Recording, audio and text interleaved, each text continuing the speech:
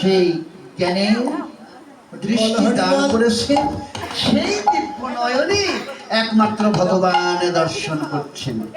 এই তো সেদিনের কথা, যেদিন গোদাবরীর তীরে রায় রামানন্দের সঙ্গে সেখানে দীর্ঘ 10 দিন ধরে কৃষ্ণ কথা আলাপ চলছিল। হরে কৃষ্ণ।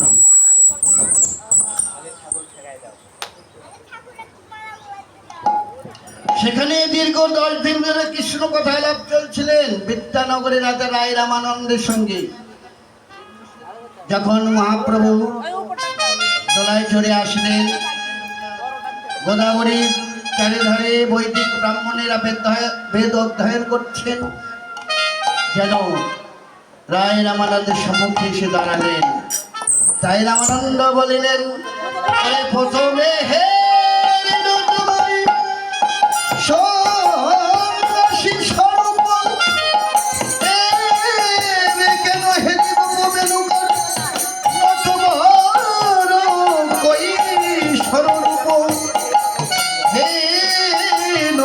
সন্ন্যাসী সন্ন্যাসী মন্দিত মস্তক, মস্তকে শিখা বন্ধন, কণ্ঠে তুলসী মালা।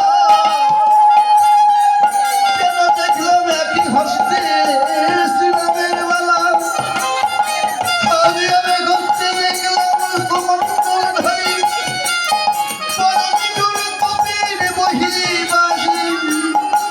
আর সর্বয়ঙ্কে দেখলাম গোপী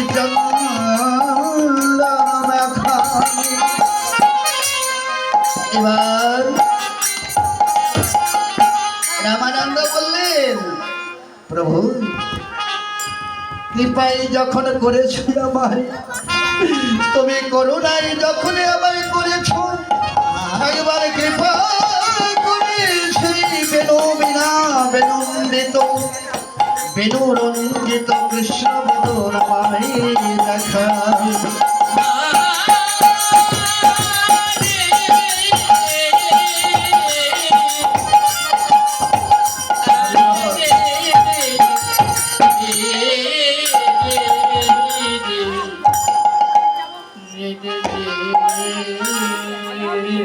প্রভু বললেন, রামানন্দ তুমি যা বলছো এর আমি সত্যও জানি না, মন্দও জানি না।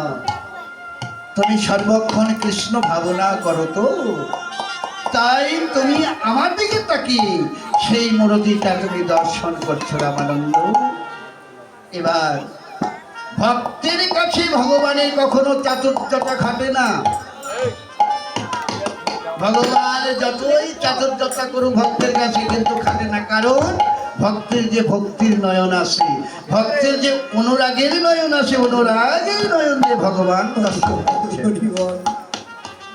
তাই রামানন্দ বললেন, প্রভু আমি তোমার জন্য এমন একটি সম্পদ রেখেছি, এই সম্পদ আমি কাউকে দেই নাই। তাই রামানন্দ বলি গোচরে নিবেদন করলেন, সেই সম্পদটা কি? বলি আদি হইতে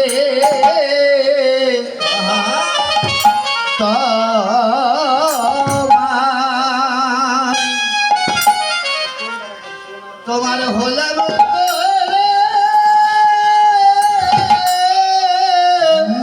গৌরাজ হইতে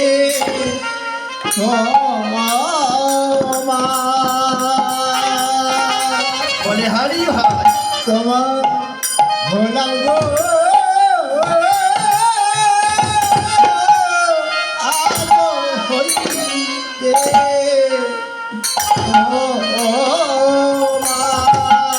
তোমার হলাম রে আদি হইতে তোমার হলাম রে আদি হইতে কেবল অনুগত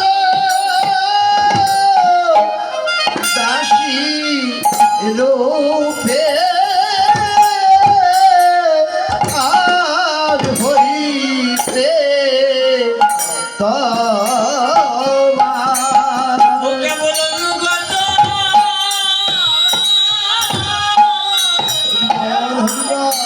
কাশি রূপে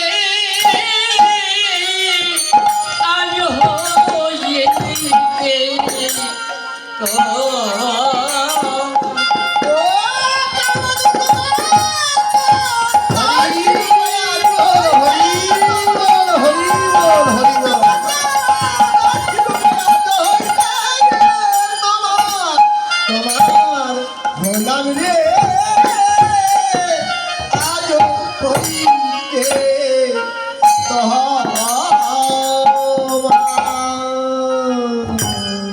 এই যে আজ হইতে আমি তোমার হলাম, আত্মনিবেদন। আমি যে তোমার হব, তুমি যে আমার হবে, এই কথাটুকু বলবার মতো আমার সেই ধৃষ্টতা, সেই যোগ্যতা নেই। কিন্তু আপনাদের আছে, আমি কোন অধিকারে, কোন অধিকারে আমি গৌরকে বলবো আজ হইতে আমি তোমার হলাম? অধিকার তো অর্জন করতে হয়। অধিকার যতক্ষণ অর্জন না করা যায় ততক্ষণ অধিকার আসে না। তবে আমার ভগবানের হতে হলে, আমার গৌরের হতে হলে আগে নিজেকে সবচেয়ে নিচু কর্মগুলি করতে হবে। এইভাবে আস্তে আস্তে নিচু কর্ম করতে করতে যখন ঊর্ধ্বস্তরে যাবে, ভগবান তখন তার হয়ে যাবে। তাই আজকে গৌর হে, আমি কেন বা রূপে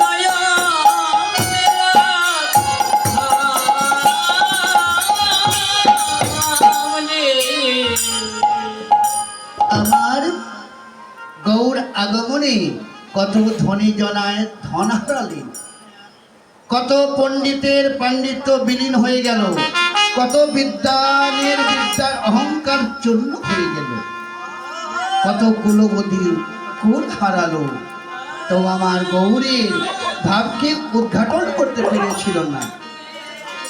পেরেছিলেন কারা? যারা গৌর প্রেমের প্রেমিক, যারা যারা গৌর বলে প্রাণ সঁপে দিয়েছেন। তাই আরো বললেন, কত কথা আরো বললেন, ওরে ভাই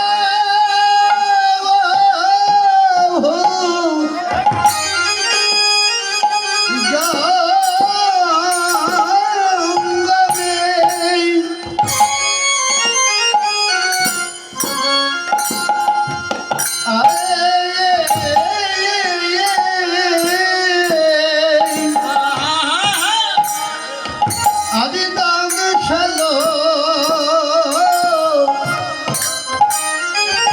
আজি মঝো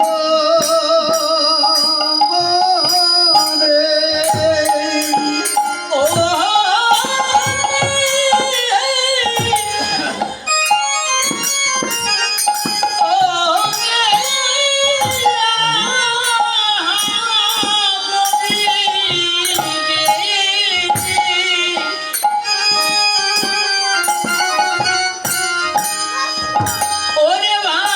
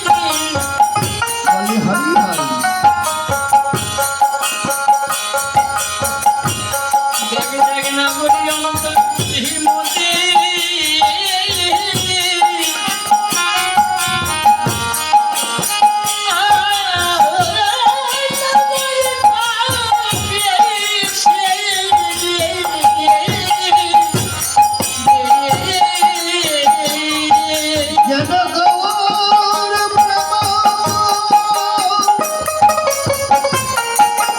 বিশ্বজালায় নাগরিয়া তো প্রাণে বাজবে। হরি হরি বল, হরি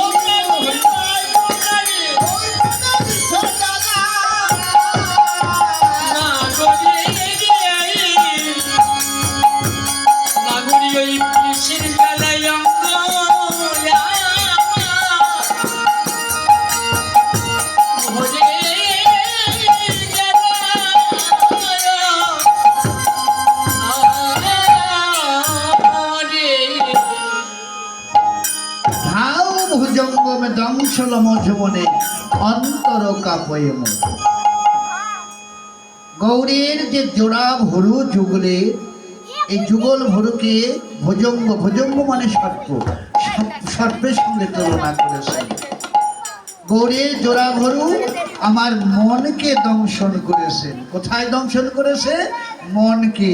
দেখুন, এই জড়জাগতিক জগতে সর্প যখন দংশন করে আমাদের শরীরের যে কোনো একটি অঙ্গে, হয় হাতে, নাই পায়ে, নাই গায়ে, কিন্তু এখানে দংশন করলেন কোথায়?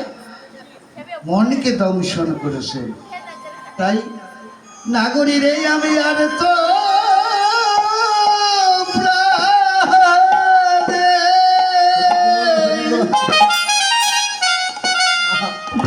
বাজিব না গো। নাগরি আমি আর তো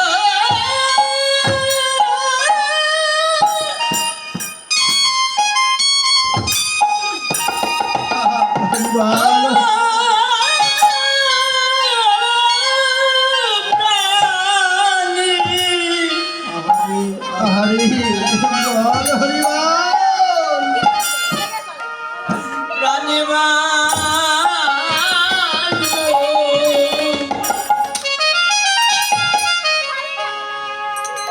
বাজিব না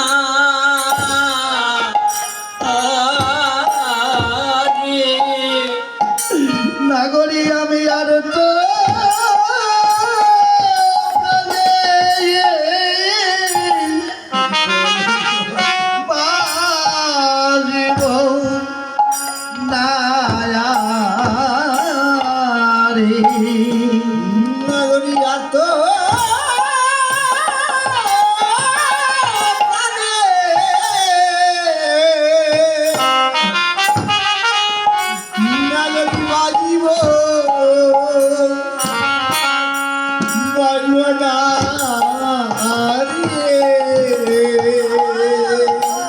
আমার বিশেষ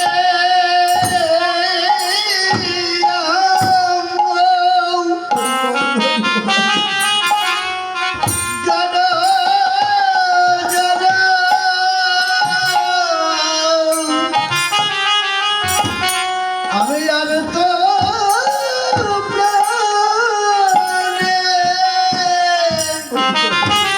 পাইবার না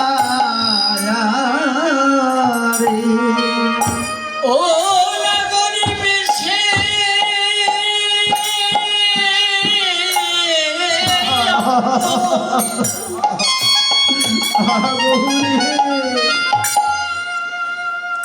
বেশে অঙ্গ যারা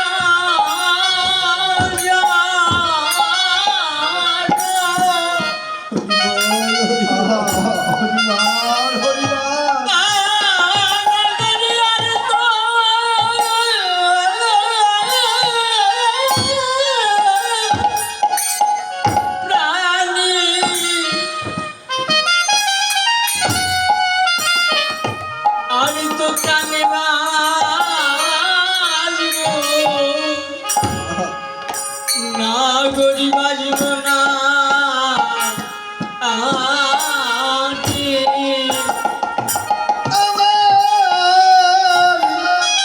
আমার বিশেষ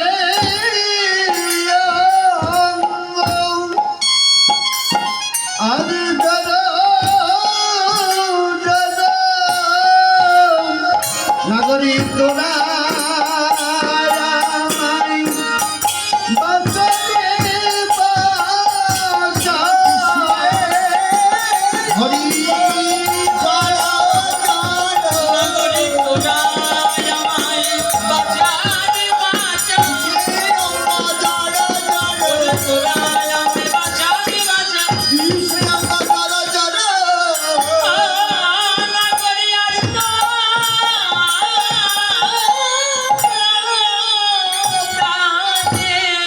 আর তো প্রাণে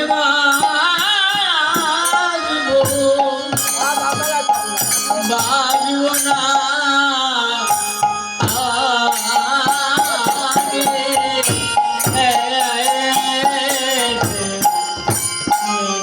তাই নাগরী রে যাব হাম প্রে খল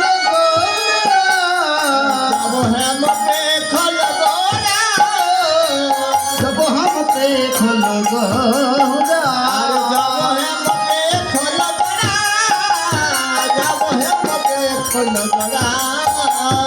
যাব হাম প্রে খল वो हमके खुद गोरा जब हमके खुद गोरा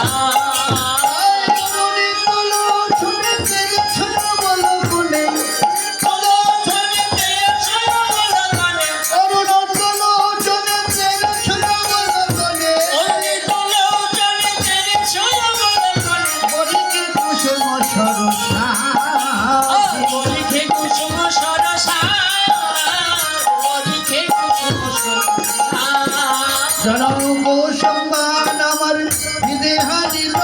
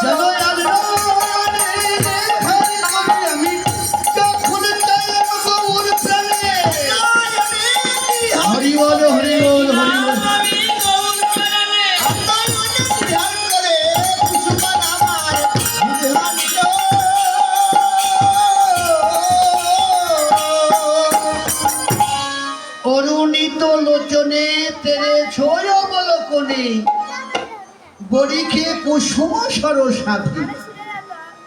যখন গৌরের বদন প্রাণে চেয়ে দেখলাম গৌরের দুটি নয়ন যেন অরুণ। অরুণ শব্দের অর্থ সূর্য। সূর্য সূর্যের অনেক নাম রয়েছে, তার মধ্যে সমচিত নাম হলেন তিনটি। একটি হলেন অরুণ, আর একটি হলেন তপন, আর একটি হলেন রবি। প্রভাতকালে যখন পূর্বাকাশে পূর্ব আকাশে যখন রাঙ্গা সূর্য উদিত হয় তখন তার নাম হলেন অরুণ। আবার রাঙ্গা ভাব কেটে গিয়ে যখন শ্বেত বর্ণ ধারণ করে, মধ্য গগনে প্রবেশ করে, তখন তার নাম হলেন তপন। তপনের যে তাপে জগৎকে উত্তাপিত করে। আবার এই সূর্য যখন চক্রবাণ ভেদ করে আমাদের ধরিত্রী মায়ের কোল থেকে বিদায় নিয়ে যখন পশ্চিম গগনে যখন অস্ত যায়, এই সূর্যের নাম তখন হয় রবি। তাহলে এখানে রবিও রাঙ্গা, অরুণও রাঙ্গা। রবির সঙ্গে না তুলনা করে অরুণের সঙ্গে তুলনা করলেন। গৌরের নয়ন দুটি কি অরুণের সঙ্গে তুলনা করলেন, কারণ অরুণের যে রাঙ্গা ভাব কেটে যাচ্ছে, শ্বেত বর্ণ যখন ধারণ করছেন, হ্যাঁ, এই যে